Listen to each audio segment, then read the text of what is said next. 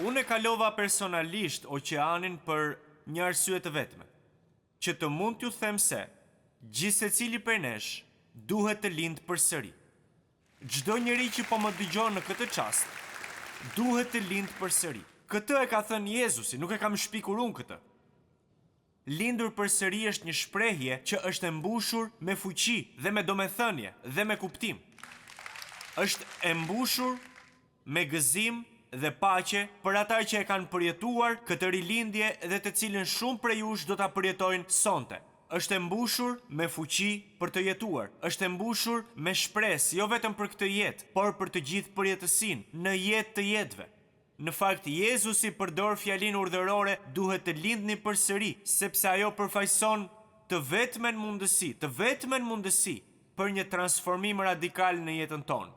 Të vetmen mundësi për një qëllim të vërtet dhe kuptim të vërtet për këtë jetë dhe për gjithë përjetësinë. Për fitoren e vetme mbi mëkatin, mbi fajin, mbi varësitë, mbi dhimbje dhe vuajtjen, për të vetmen shpresë që kemi për një përjetësi në parajs me Jezusin. Ju duhet të lindni përsëri.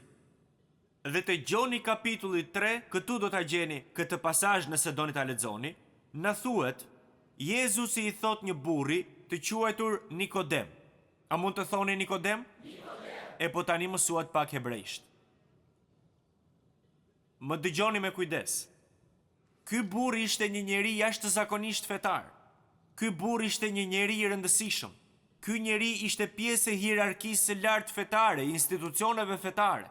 Ai mbante një post të lartë në gjykatën e lartë. Si antar ishte antari Sinedrit. Në fakt, në atë kohë Sinedri përbëhej nga 70 antarë, një këshill me 70 antarë, të cilët në atë kohë drejtonin të gjitha çështjet fetare, të gjitha çështjet gjyqësore dhe ligjore të kombit të tyre.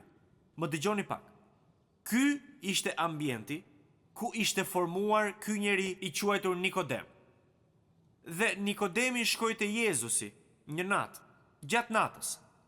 Por ky njeri ishte i mbushur me sinqeritet dhe përulësi në të njëjtën kohë. Dhe këtë do t'ju tregoj tani.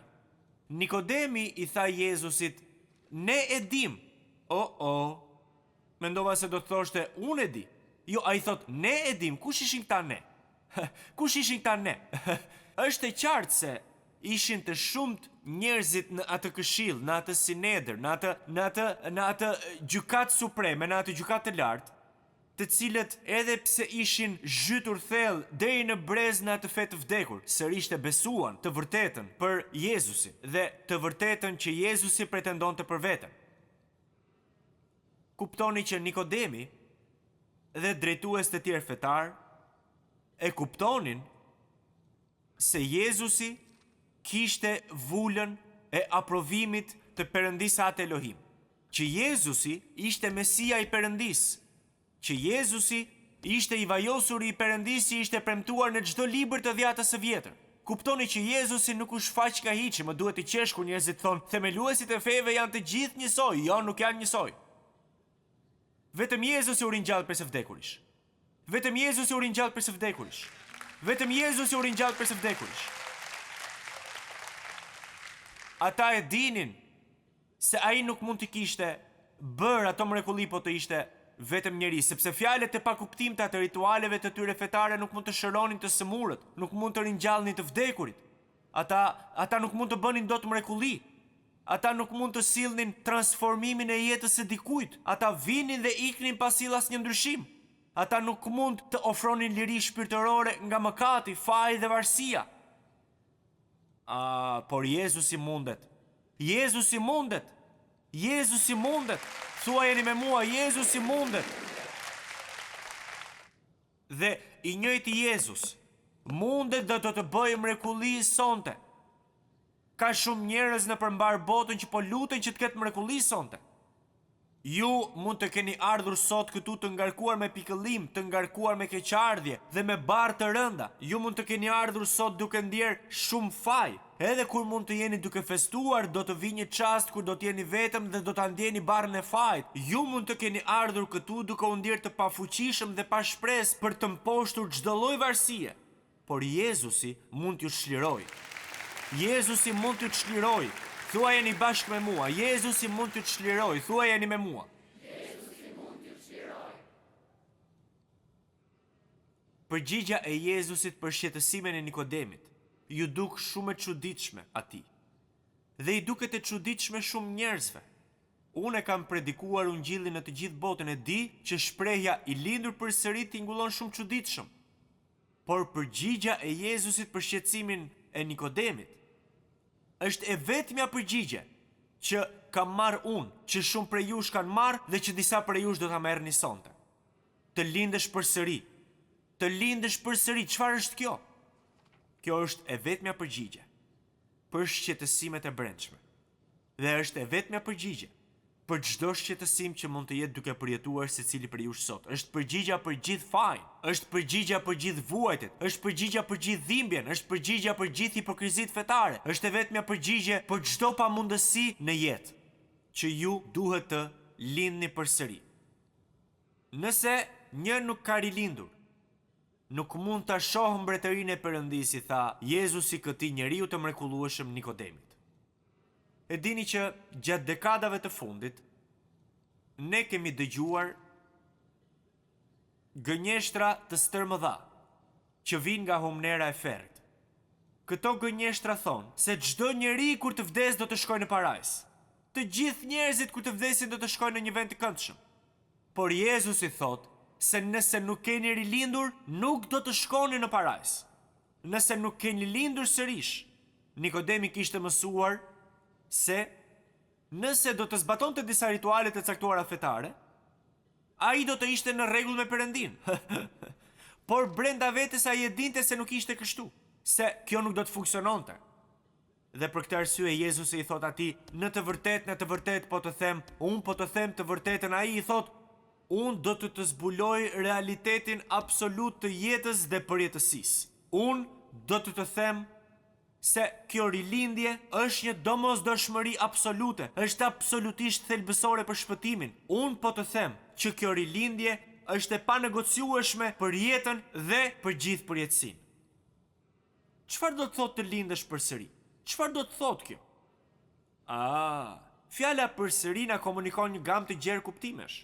Nën kupton që diçka duhet të bëhet për herë të dytë ose të bëhet ndryshe.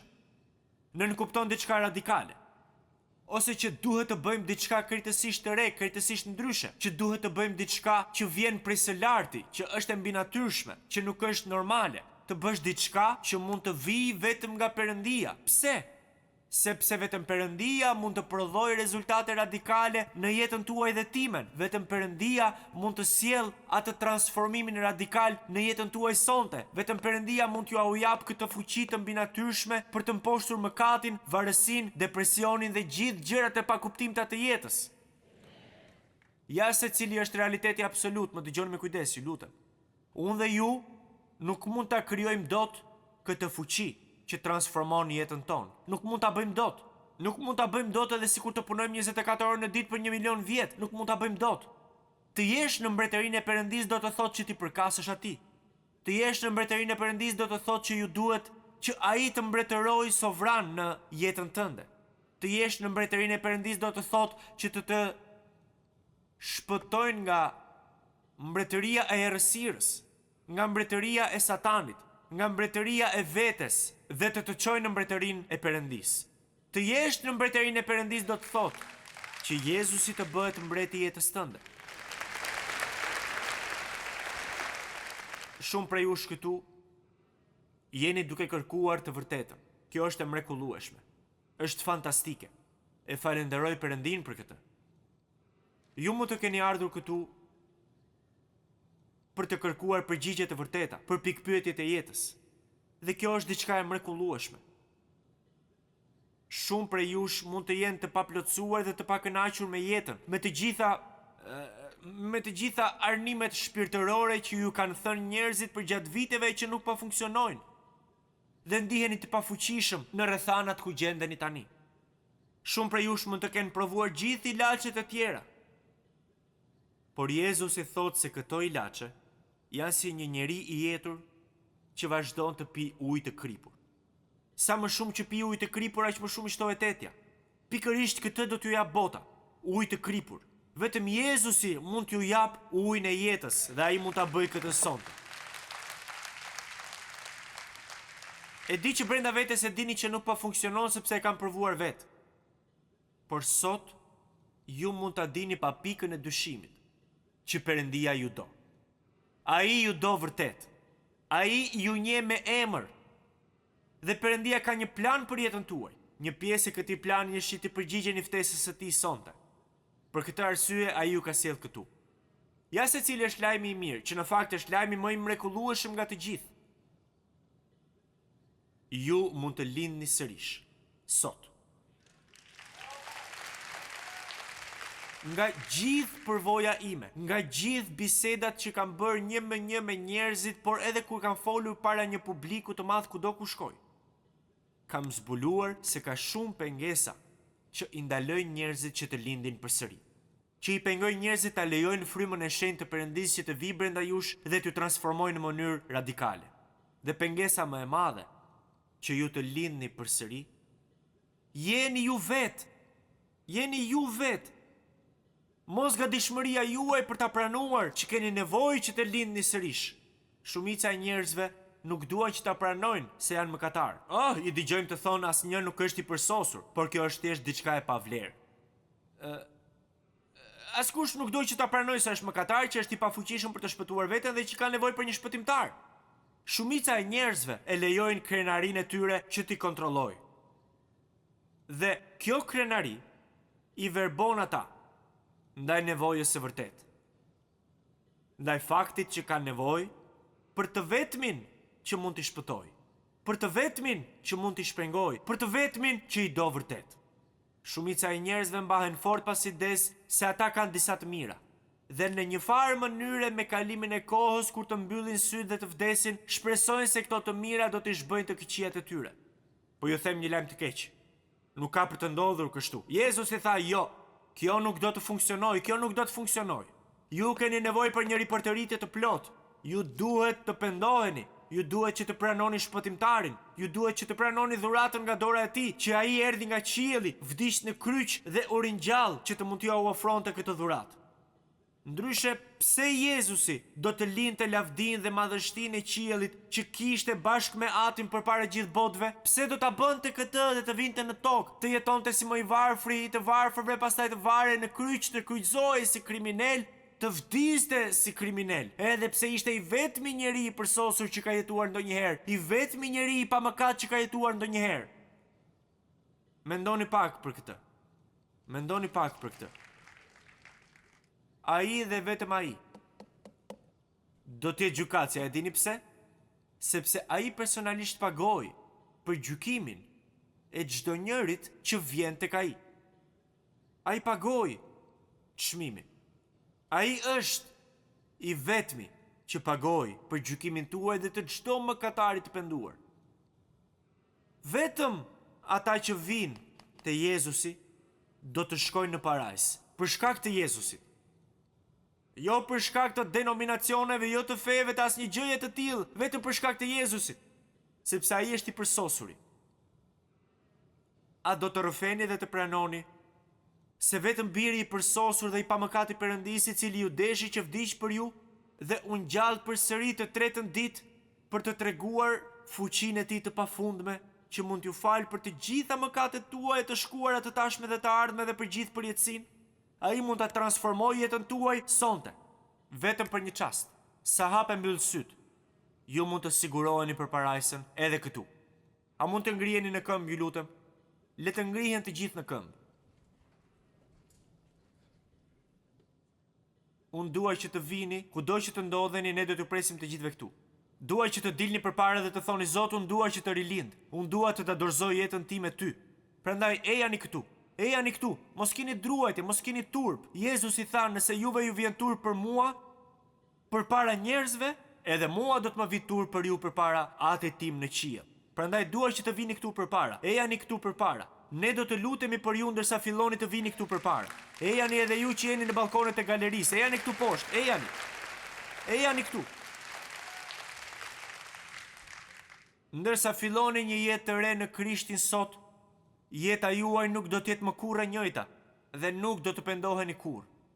Do të jeni mirënjohës çdo ditë të jetës. Amen.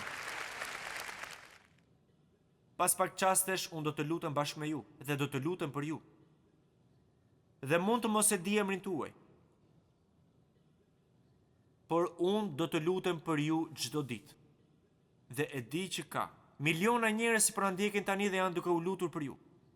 Atë Perëndi, çfarë pamje të pabesueshme. Kanë këta fëmijë të çmuar për ty. Ti thua që nuk i ke njohur ata që përpara se të lindin, që përpara se gjyshrit e tyre të lindin, por që përpara krijimit të botës, ti i njihi ata me emër, ti i doje ata me emër, ti përkujdeseshe për ta me emër, dhe sonte emrat e tyre ti i ke shkruar në librin e jetës, dhe nuk i ke shkruar me laps, por me gjakun e Jezus Krishtit, që ata të jenë të shpëtuar përjetësisht. Dhe Zot, unë të falenderoj për çdo që po qëndron këtu tani.